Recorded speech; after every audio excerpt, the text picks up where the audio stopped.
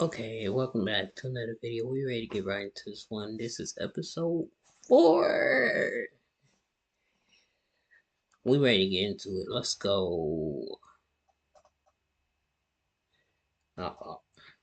We saw the release of WWE 2K22, which more or less served as a soft reboot of the WWE 2K series, since 2K20 was so bad that it literally left 2K with no other choice other than to start the entire series over from scratch. So as a result of 2K20 being as bad as it was, we got 2K22, and while it was good for the most part, I always felt like it could have been better. There were so many things lacking in 2K22 that would have made the game substantially more interesting, and as a result, 2K22 lost its charm super quick. It was fun for the first few months, but after a while, I started to get bored. Honestly, WWE 2K22 just felt like it was only there to tease us and give us a taste of what was to come in the future games. All WWE 2K22 really did was leave us wanting a WWE 2K23 more than ever. Well, thankfully, we wouldn't have to wait too long for that to happen, as by January 2023, we would end up getting our first glimpse at WWE 2K23, and it looked damn good. Besides the fact that it looked almost identical to 2K22, you gotta admit, the initial reveal trailer was pretty damn cool. The trailer centered around John Cena, who was not only gonna be on the cover of the game, but was also gonna have his own showcase as well. 2K23 from its initial reveal looked like it was gonna be far better than 2K22, which had me and everybody else pretty excited. Everything about the game just looked incredible, and that even extended to the cover arts as well. These cover arts are legitimately works of art, especially the Icon Edition. As we inch closer and closer to the game's actual release, we start to hear more and more things about it, like the fact that it was going to feature war games as a playable match type, which is honestly pretty cool. The game is also set to have a pretty heavy focus on the Ruthless Aggression era, which got me and everyone else more excited to play the game. WWE 2K23 would eventually release in March of 2023, and to say it was underwhelming would be an understatement. Looking back on it, I really think the hype for 2K23 was more exciting than the actual game. I remember watching all the trailers and seeing all the early gameplay footage from before the game had released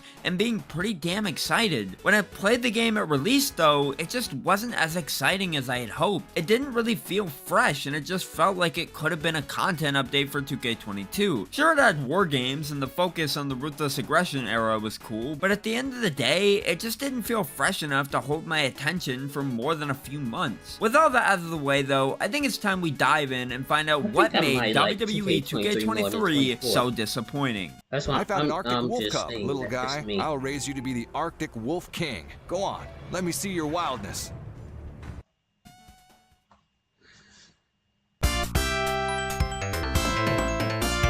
The first thing I want to talk about when it comes to 2K23 is the gameplay, because it's definitely the best part of the entire game. The gameplay of WWE 2K23 at its core works the exact same way that it does in 22. Every core gameplay mechanic from 2K22 is still here in 23, like dodging, rolling, blocking, the combos, everything that made 2K22 as fun as it was carried over straight into 2K23. The problem is that 2K23 just didn't really change the gameplay up enough to make it feel different or unique compared to 2K22, and for me, I think that's why 2K23 was as disappointing as it was. I will say that while everything in 2K23 feels just about the same as it did in 2K22, the combo system in 23 does feel a bit more smooth and refined. Now maybe that's just me trying to cope with the fact that I essentially spent $120 on what was the exact same game from the previous year, but I swear the combos just feel faster and more responsive in this game than they did in 22. Other than that, I mean, the gameplay is literally the exact same.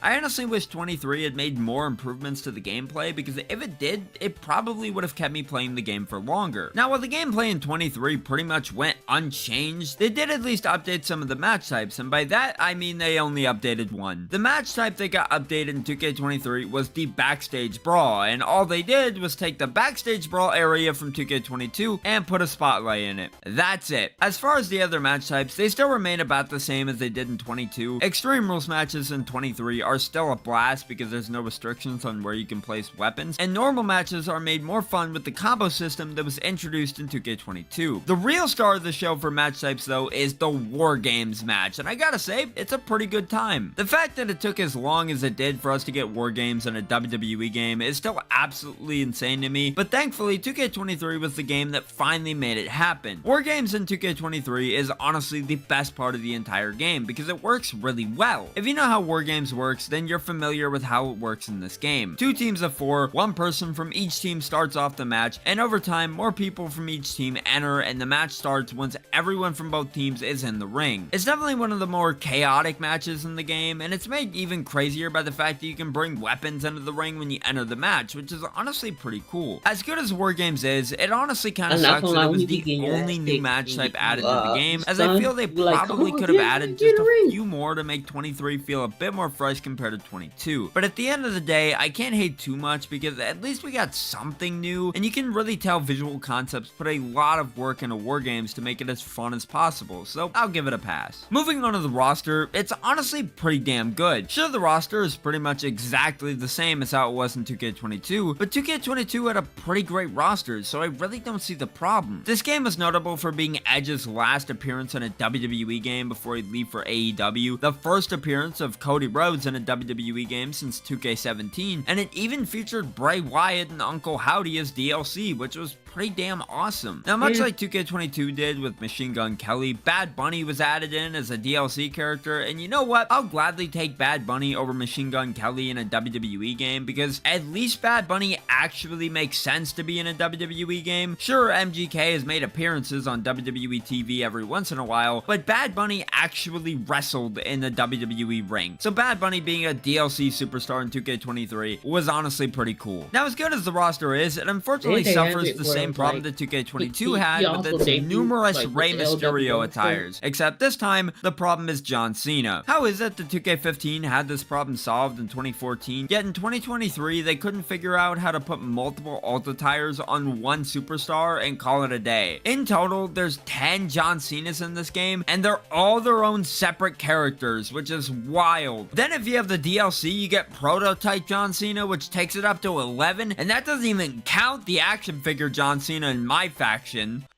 Y'all don't know if y'all didn't get to I really like think John it's a Cena, cool game. y'all It would've plays pretty complained. well. It looks really good.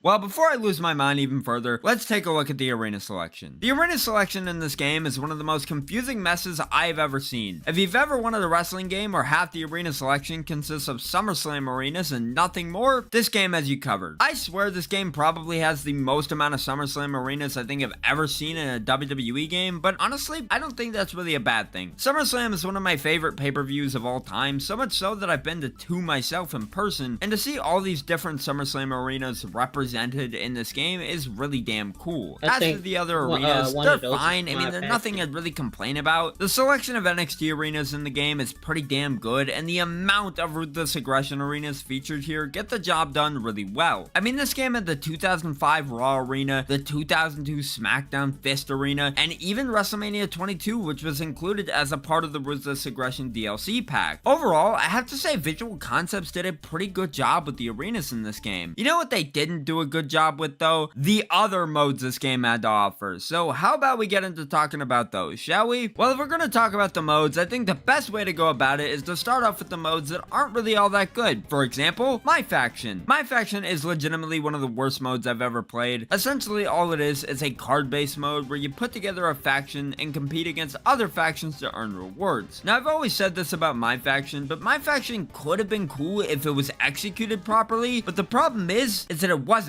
First off, the biggest issue with My Faction is that the grind to earn new cards and other rewards for your faction is tedious as hell, and secondly, all the factions you compete against are entirely AI. Then there's Universe mode, which went completely unchanged once again in this game. Superstar mode is still here from 2K22, but other than that, it's still the same Universe mode that has gone unchanged and remained the same for years. Moving on to My GM, I will say that Visual Concepts did at least improve it a little bit by adding adding in tag titles, mid-card titles, and giving you more options for brands to control like WCW, but in my opinion, I just don't think it was enough. To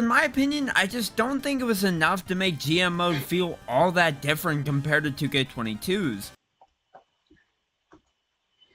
Alright, I think we've seen enough negative stuff. He's just rambling, bro. They could have just, if they would have just threw it into there and not update most of these modes, they would have complained it's the same. If they did now, they complain they should add it more. You can't win. Anyways, we getting out of here.